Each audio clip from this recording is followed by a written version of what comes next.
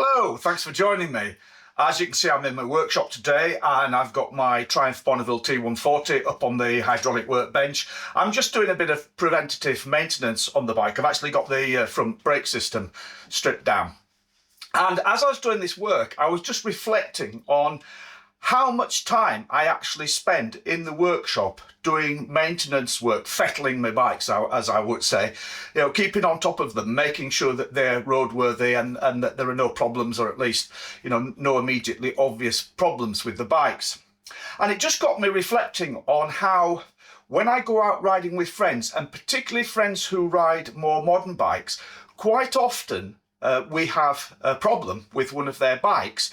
And thankfully, usually it's easy to fix, but it tends to be a problem which has occurred simply because they do not do proper pre-ride checks before they take their bike out.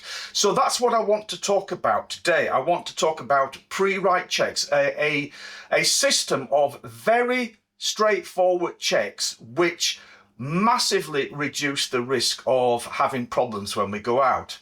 Now, what I tend to find is, because I ride older British bikes, those older British bikes just require so much more fettling. You're constantly having to work on them to keep on top of them, make sure they're okay. So myself and friends who ride classic British bikes, obviously they're more prone to problems, but we tend to have less problems when we go out riding because we are constantly checking over bikes. It tends to be my friends who ride more modern bikes, and particularly friends who don't ride very often, that have the problems. What they do is they go out to the garage, they just hop on the bike, press the electric button and ride it away. And they treat the bike like a car, and they feel, well, in between taking it into the garage to have a professional mechanic service it, I don't need to do anything. But unfortunately, you do, as they quite often find out. And as I say, it's simple things. So it can be things like, for example, discovering that your front tyre pressure is a little bit low. I'm just listing some things which have happened when I've been riding with friends recently. Discovering your front tyre pressure is too low, and then we've had to go and find a garage somewhere where they can then pump it up. Discovering that your chain's badly adjusted or not properly lubricated. Finding out that your engine oil is a little bit low. I was out the other day with a friend, he stopped, he said, my engine's making a strange noise. We had a look, his engine oil was way below the bottom of the dipstick. We went along to a garage, put some oil in it, and it was fine. But it's just checking out these things. And they are very, very simple things to check. So what I want to talk you through today is a systematic pre-ride checklist that I use. Many people that I know use this. I was actually taught this checklist by the Institute of Advanced Motorcyclists when I did my advanced rider training, and it's something which I apply all the time. And it's what's called a powder check. Now, powder is the mnemonic Powder. So as I've got my Triumph up on the bench, I'll just quickly go through what I mean by this powder check and how I would apply it to my bike before I go out for a ride. Let's quickly run through this checklist then, just looking at the bikes that I have in the workshop here at the moment. So, powder checklist. P, the first item, is petrol. Do you have enough petrol in your fuel tank for the ride? I'm sure everybody watching this has been in the situation where you've set off on a ride with friends and you've only gone about 20 miles and one of your friends says, oh, I need fuel, I need to stop for fuel, I haven't got any fuel in the bike. It's only an inconvenience unless they actually run out totally. But, it just as a matter of courtesy to your friends, if nothing more, make sure that you set off on the ride with a full tank of fuel. So what I tend to do is I will actually undo the fuel cap and I will have a peek into the fuel tank and check my fuel level. And actually what I tend to do is start every ride with a full tank of fuel, either by calling into a fuel tank on my way to the rendezvous to meet up with people, or more normally, I live about a mile away from the nearest fuel station, and when I've been out for a ride, I'll just swing by there and top my bike up before I put it away. So I know that when I get the bike out again, it's full of fuel. The second item on the checklist, O, so we've done P for petrol, O is for oil, checking your oil level before you go out. Now, you don't need to check your oil every day, but if you've not ridden your bike for a while, I would recommend checking your oil level before you take the bike out. And if you do ride it regularly, then, you know, I tend to check my bikes once a week when I'm riding them regularly.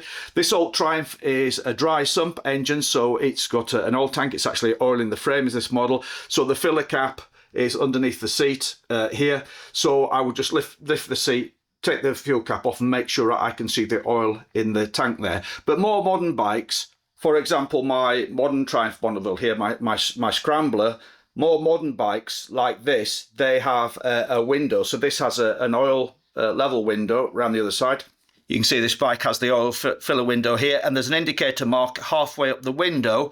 So you need to check that the oil is roughly at that halfway mark. You also need to know whether it should be at that mark with the bike upright or with it on the sight stand. An important difference. So in this case, it's with its upright. So I've got it actually up on axle stands at the moment, so I can check the oil level.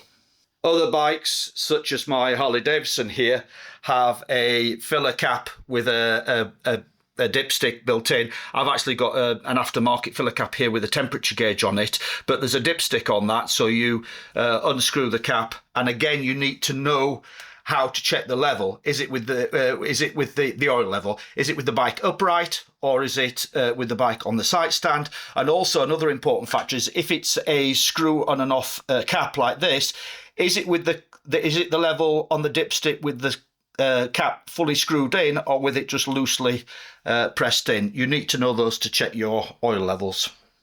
When you do check your oil levels, if it's low, it's not just a case of topping it up. You also want to ask yourself, why is my oil level low? Why has it gone down? Now, if you're riding an old Triumph, like my old T140 that I've got on the workbench at the moment, then obviously that works on a total loss lubrication system, as do all old Triumphs. So you just accept that you do lose oil over time. But with more modern bikes, you shouldn't be losing oil. You're either burning oil or you've got a leak in the system somewhere, and that needs investigating if your oil level is going down. Something else I should say about oils when you're checking your oils is most modern bikes have a unit engine where it's all just one lot of oil that you put in the engine. But if you've got an older bike like this Triumph, and indeed like my Harley Davidson, then you've got separate gearbox oil and separate primary oil. So on my Harley Davidson in particular, you know, you actually have to fill up the primary. With this, it sort of feeds through from the engine. But you need to check the gearbox oil certainly, as well as the primary engine oil, if relevant, obviously. Just come back to my modern Triumph here for the third item on the checklist, which is W on the powder checklist, and that is W for wets. That's checking all your fluids. So your fluids includes your brake fluid in your reservoir, front and rear brake reservoirs.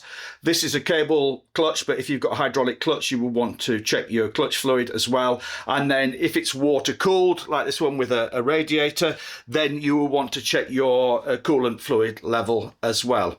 They're all important to check for the proper functioning of the bike, and also in the case of brakes, your brakes will not work properly, or there's a risk they won't work properly if your brake fluid is too low. But also it's an indication, as with the oil, of what's happening with the bike. It's a case of checking with what's happening with the bike. One thing which is very common with the brakes is, if you can see, this is actually a clear, you may not be able to see because it's smoked, but I can see the fluid level. It's just there because it's a clear plastic reservoir. But if you see it getting low, don't just say, oh, my brake fluid's low, and top it up. You need to ask yourself, why is it low? Possibly a leak in the system somewhere, but more likely it's simply because your brake pads are getting worn. So low brake fluid level in the reservoir is an indication that you need to check your brake pads, and maybe your brake pads need changing. The next item on the powder checklist is D, and that is for drive. Your rear drive, which on most bikes is a chain, but it could be a shaft or a belt on other bikes. So what you're checking for here is obvious things. Your chain tension, you need to check the chain tension. Is that correct within the manufacturer's specification? Do you need to adjust it, adjust the chain tension?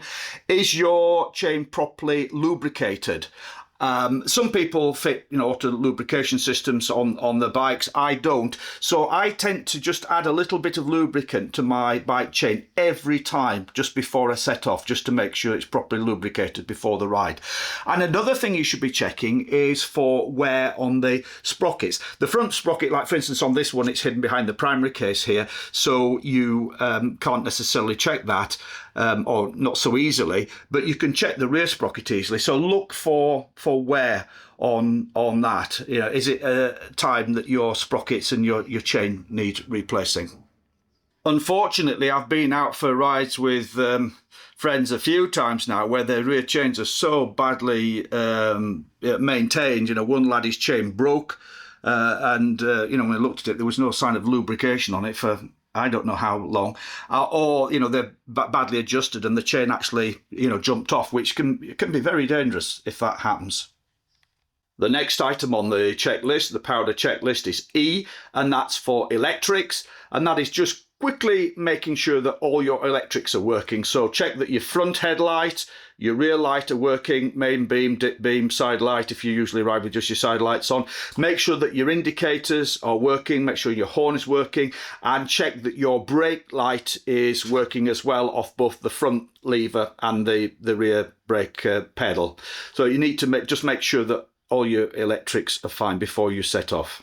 And the final letter in the powder check is R, and R is for rubber, checking your tyres. The most obvious thing to check there is your tyre pressure. You should know what your tyre pressures are. You should have a tyre pressure gauge handy in the garage. That is something I check before every single ride. I will just very quickly get the tyre pressure gauge on those tyres as I get the bike out of the garage, make sure it's okay before I set off. I've got a compressor in my workshop with an airline on it, so I can quickly top that up. Now you may say, well, it doesn't matter, I've got automatic tyre pressure sensors. I have on the modern Triumph here, that's got automatic tyre pressure sensors.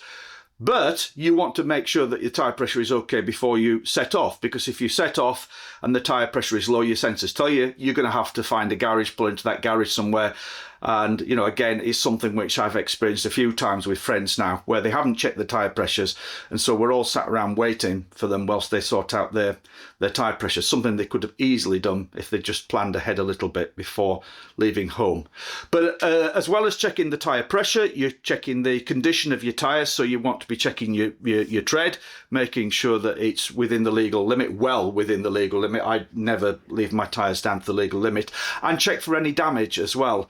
When I'm lubing my chain before I set off on a ride, I'm spinning the back wheel to lube the chain. So as I spin the back wheel to lube the chain, I just check the tyre, make sure there's nothing embedded in the tyre, there's any damage on the tyre, just checking that out before I set off.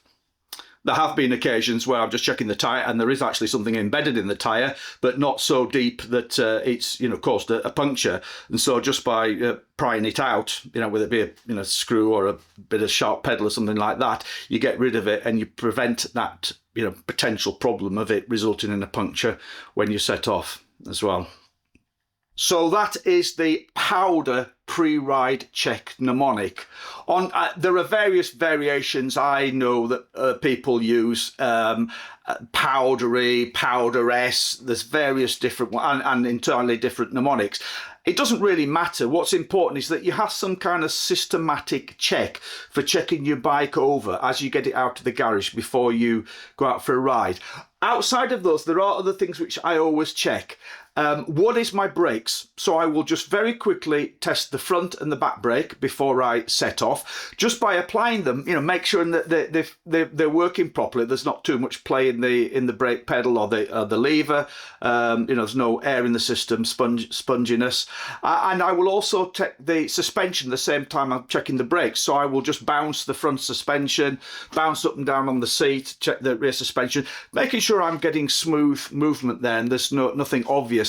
Another thing that you can do when you're checking your front brake is you put the front brake on, just rock the bike backwards and forwards and just listen for any sort of clunking from the head bearings, an indication that you've got head bearings. Bit of a crude check that, but it's something that you can integrate into your brake check just to make sure that there's nothing obviously amiss there.